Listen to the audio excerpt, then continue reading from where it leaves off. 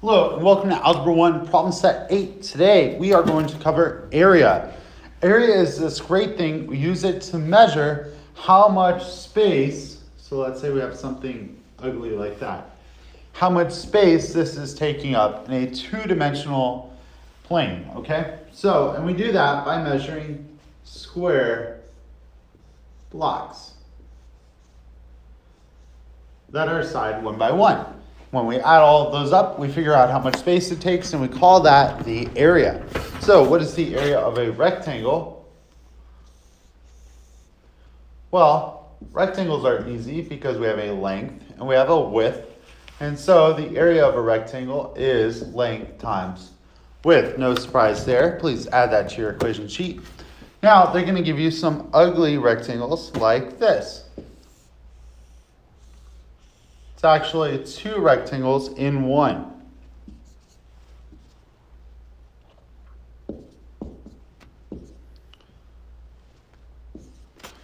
My first step would be to break it up into two rectangles.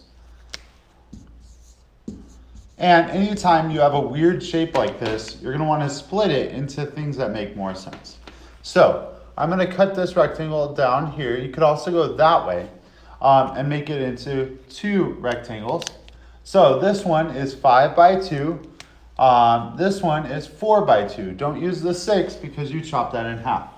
So now you're going to write the equation. I can't emphasize this enough. Right now, it looks like you should be able to do this in your head, right? 10 plus 8 is 18. But I want you guys to write out the equation. Area equals area of the left rectangle plus area of the one on the right. Each one is going to be length times width.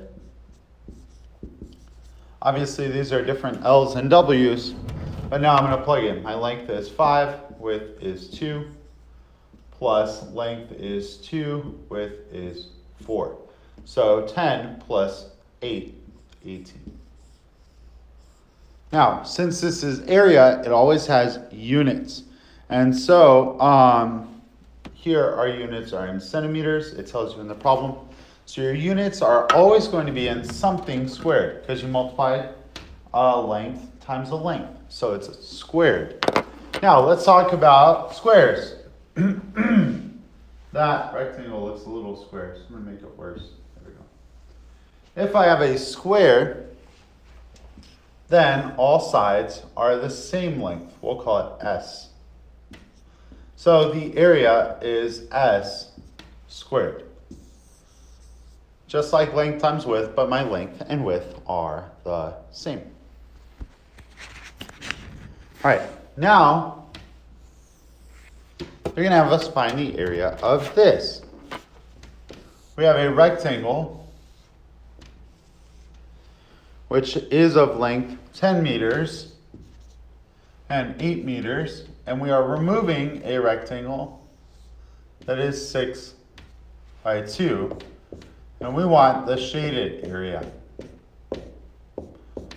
No throwing shade, just removing the unshaded. So how do I do that? Well, I'm going to start with an equation.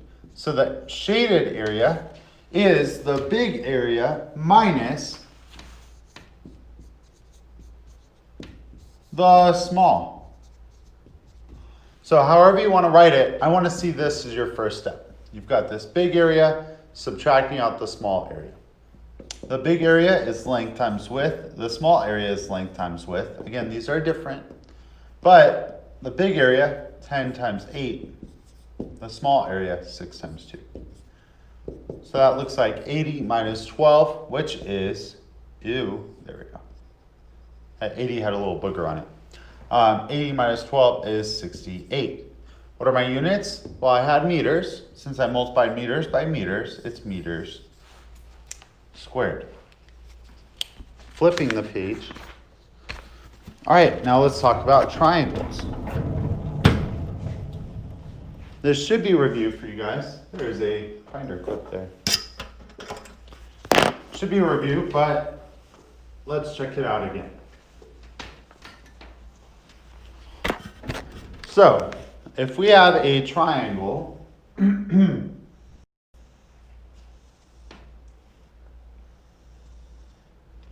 and its altitude or its height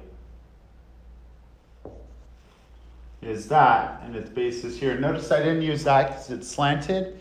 If it's a right triangle, you can use that.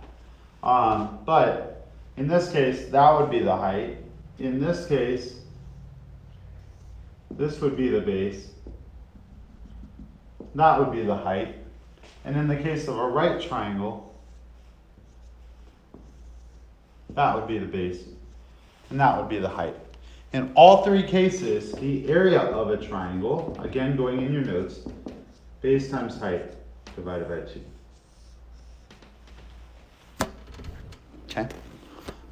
So sometimes, unfortunately, the triangle might be flipped a little bit, and you have to do some extra work to figure out which one's the base and which one's the height. So let's find the area of this one.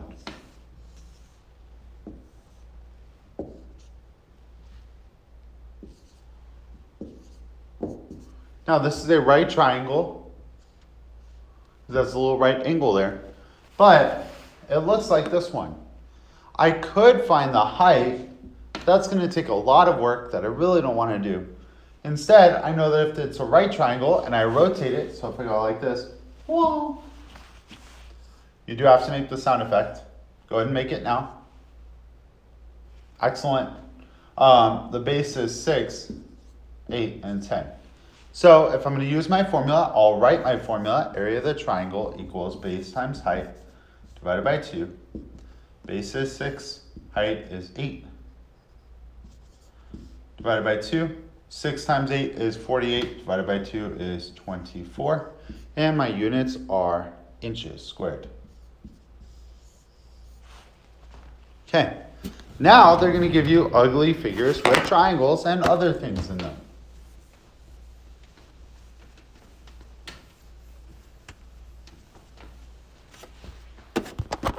So we have something like this.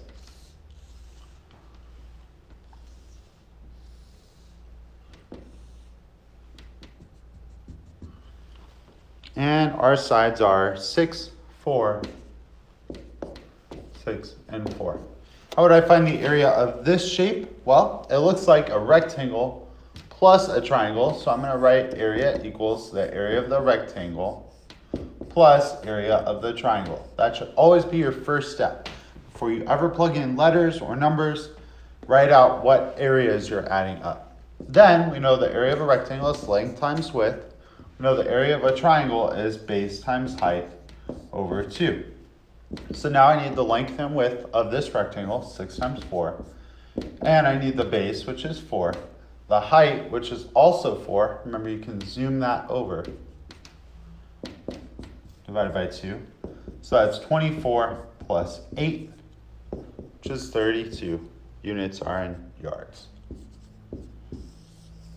Woo! All right, last section. There we go. I hit the wrong button. I think a really cool thing about area is that in Revelation, the Bible talks about the area of the millennial, or the New Jerusalem. And someone, I haven't checked the math myself, but someone calculated the area of the New Jerusalem and then calculated how many people have ever lived on the face of the earth, and potentially how many people would live on the face of the earth, assuming Jesus comes like within the next 1,000 years or something.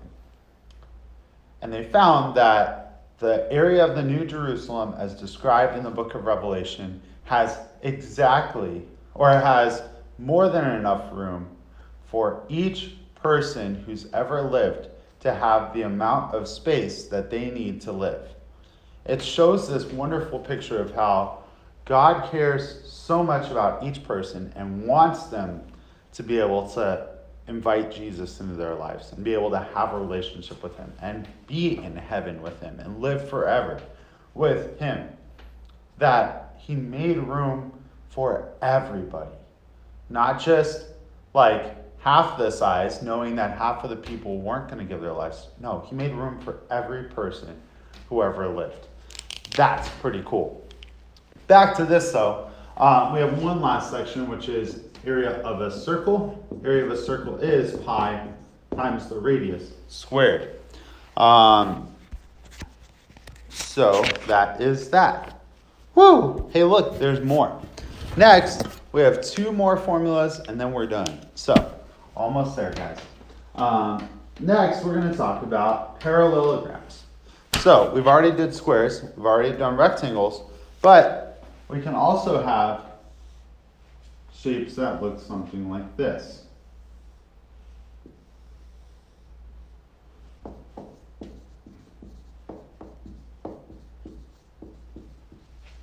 So, 2 pairs of parallel sides. So these 2 are parallel.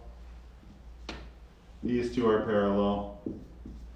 And so how do I find the area of this? Well, they give me 8, 5, 8, 5, and 4. The area of a parallelogram is base times height. So in this case, it would be 8 times 4, not 5, because that's not the height. The height is this one. So that'd be 32, whatever the units are, centimeters squared. Last one, then we're done. Whew, that rhymed. And we're over here now, camera. Thank you. All right, last one. So we are going to talk about the area of a trapezoid. Now, in many elementary classes, they teach this a certain way. And it's right, it's just confusing sometimes.